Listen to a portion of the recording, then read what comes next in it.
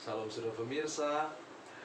Sebelum saya menyampaikan firman untuk saudara sekalian, saya ingin menyampaikan sebuah pujian bagi Tuhan, kiranya menjadi berkat bagi saudara-saudara sekalian dalam suasana Natal pada bulan ini.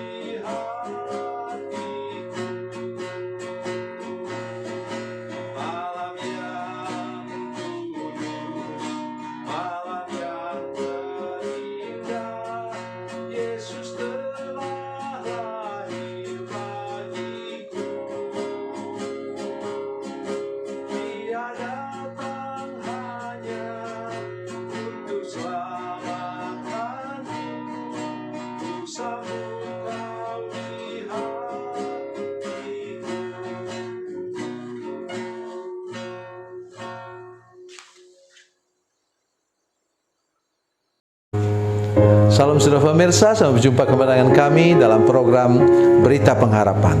Saya mengajak saudara hari ini, iman kita itu bertumbuh bukan hanya karena kita mendengar firman Tuhan, tapi kemampuan kita mengaplikasikan pengalaman hidup kita sehari-hari kepada iman Kristen kita, itu yang membuat hidup kita bisa kuat, teguh, dan bertumbuh.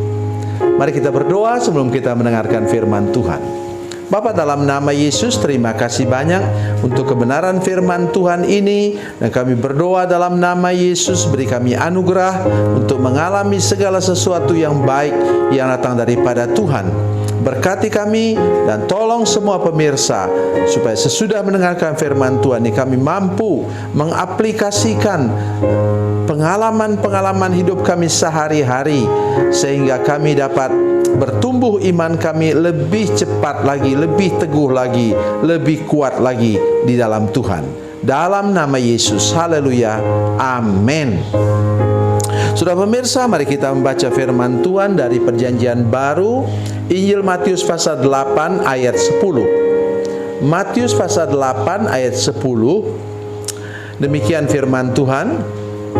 Setelah Yesus mendengar hal itu, heranlah ia dan berkata kepada mereka yang mengikutinya, "Aku berkata kepadamu, sesungguhnya iman sebesar ini tidak pernah aku jumpai pada seorang pun di antara orang Israel." Amin. Saudara pemirsa, ini seorang komandan yang hambanya sakit dan dia mencari Tuhan Yesus. Ada berapa hal yang menyebabkan orang ini istimewa. Pertama, sebelum Yesus masuk ke kota itu, Yesus sudah disongsong. Artinya orang ini betul-betul aktif, berinisiatif untuk mencari Yesus. Kenapa begitu? Karena Yesus tahu, karena komandan ini tahu persis bahwa Yesus satu-satunya yang mampu untuk menyembuhkan hambanya yang sakit. Terus yang kedua ialah ia mampu mengaplikasikan. Dia tidak mau terima Yesus di rumahnya. Dia bilang, saya tidak layak menerima Tuhan di rumah saya.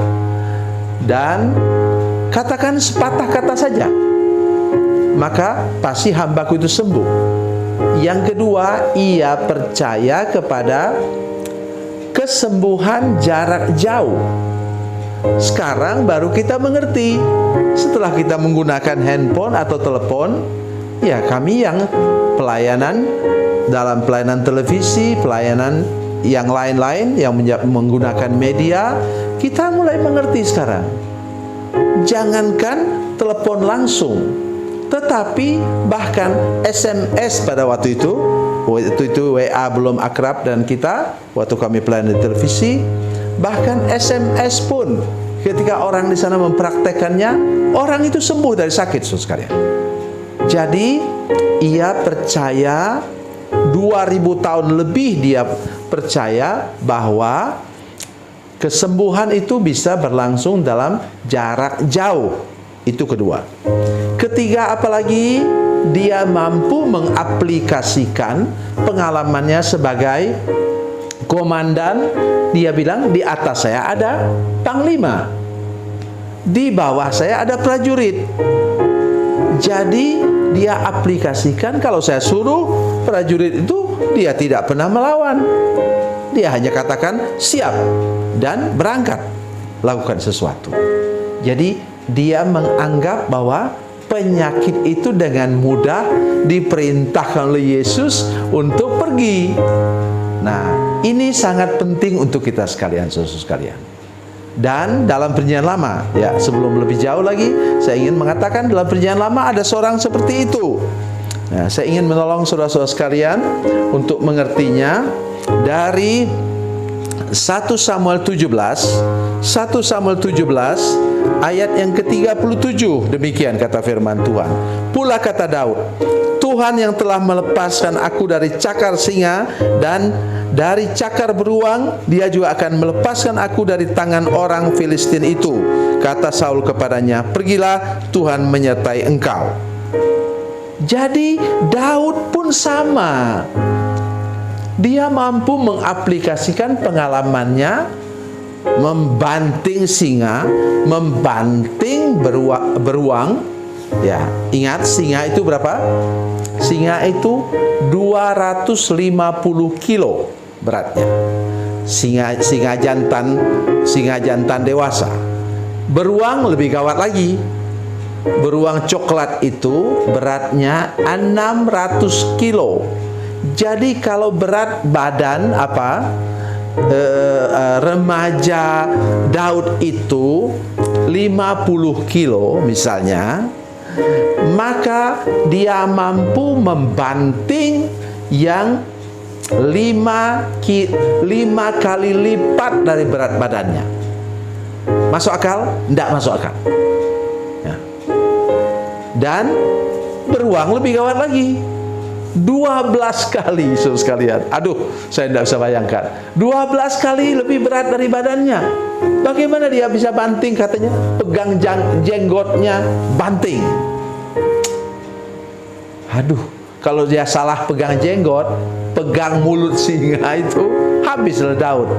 Tapi ingat, Tuhan tidak pernah membiarkan orang beriman celaka. Ingat itu baik-baik, saudara sekalian. Nah, dua orang inilah yang punya iman luar biasa, mampu mengaplikasikan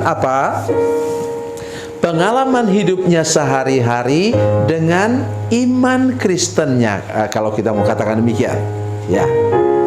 Jadi sekarang pesan kita kepada saudara-saudara sekalian, misalnya kalau saudara seorang petani di kampung sana, di tempat saya di sana di Kalimantan Barat, di pedalaman sana, saudara harusnya menjadi orang yang rendah hati. Seperti maksudnya? Karena sudah lihat padi yang kosong. Saya anak petani saudara sekalian. Saya sudah biasa ikut menuai padi dan lain-lain. Saya sejak SD sudah menyadap karet misalnya. Saudara sekalian, perhatikan saya baik-baik, terutama anak cucu saya di kampung. Kalau sudah petani seharusnya sudah rendah hati. Mengapa? Sudah lihat itu padi yang kosong itu saudara sekalian. Padi yang kosong itu akan tegak berdiri begini. Tapi padi yang berisi katanya dia tunduk. Itulah sebabnya ada pepatah mengatakan, pakailah ilmu padi, makin berisi, makin menunduk, makin rendah hati. Gampang kan? Begitu juga kalau sudah menebang pohon. Kalau pohon itu condong ke sini, dia rebahnya pasti ke sini waktu sudah potong. Tidak mungkin pohon yang engkau, kecuali kalau engkau tarik dengan tali lah ya. Pohon condong ke sini, engkau potong pangkalnya, dia rebahnya ke sini. Tidak mungkin. Artinya apa? Kemana sudah condong, imanmu condong kepada dukun, engkau akan jatuh kepada dukun. Kalau engkau imanmu kepada Yesus, imanmu kepada hamba Tuhan, maksudnya melalui hamba Tuhan di gerejamu, maka engkau, kalau engkau sakit, kalau engkau menderita, kalau engkau apa, engkau lari kepada pendeta. Masih dengan saya? Itu kunci kehidupan, sehingga engkau akan mendapatkan pujian dari Tuhan Yesus. Sekarang lakukan firman Tuhan ini, praktekkan apa yang saudara alami sehari-hari kepada kehidupan berimanmu, dan engkau akan dipuji oleh Tuhan Yesus. Tuhan Yesus memberkati, Tuhan Yesus baik. Mari kita berdoa. Bapa, dalam nama Yesus kami mengucap syukur akan firman Tuhan ini. Kami sungguh berdoa supaya semua pemirsa yang mendengarkan firman Tuhan ini benar-benar mengerti dan mempraktekkan, mampu mempraktekkan pengalaman hidup sehari-hari kepada pertumbuhan iman Kristen kami semua Tuhan. Terpujilah namamu, dalam nama Yesus kami berdoa. Haleluya. Amin.